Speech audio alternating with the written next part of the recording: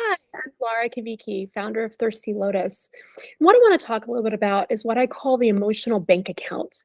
And when I talk about emotional bank account with people, what I'm referring to is kind of like we think about we all have a financial bank account, right?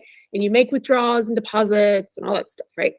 Well, we have one also for our withdrawals of what we do all day long and who we say yes to all day long. And we don't think about it in terms of emotional currency, but it really is because everything we do requires some emotional payment. And it can be everything from driving, right, in the morning, dropping kids off, driving to work or wherever, right, running errands, to phone calls we have to make. Everything takes a little bit of emotional currency. And so when we think about it like that, it's a good way of us starting to understand how much we're giving out and how many deposits and how much we're putting back. And most of us, many times, we're overdrawn big time and we just don't realize it because we've gotten so used to feeling so bad for so long that we don't even realize it.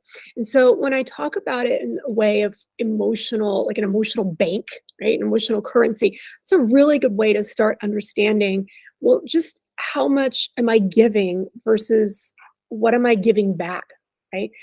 And when we start to try to make deposits, at first it takes a while because we're so overdrawn and we're so just exhausted. And some of the ways that we can start to make those deposits back, we have to do for ourselves. We can't wait for someone else to do for us.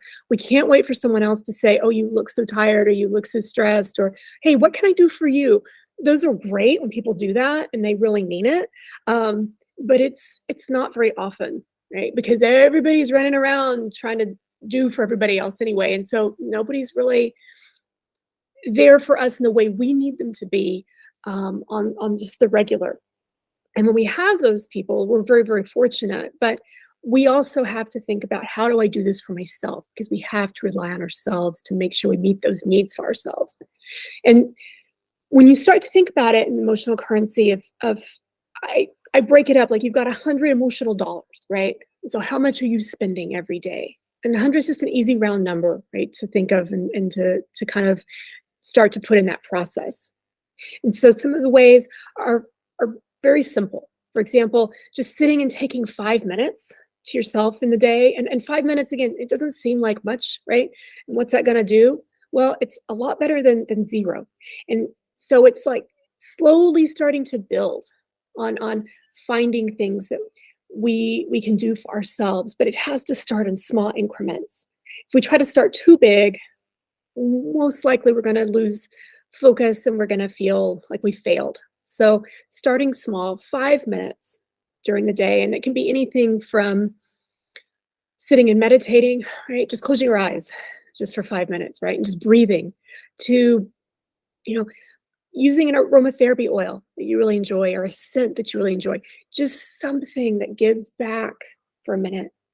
And also starting to take and tally up how many times we say yes to other people and say yes to requests on the daily, right? So something, a way to think about it is if I say yes to you, I'm saying no to something else. And so how many times have we said yes to requests?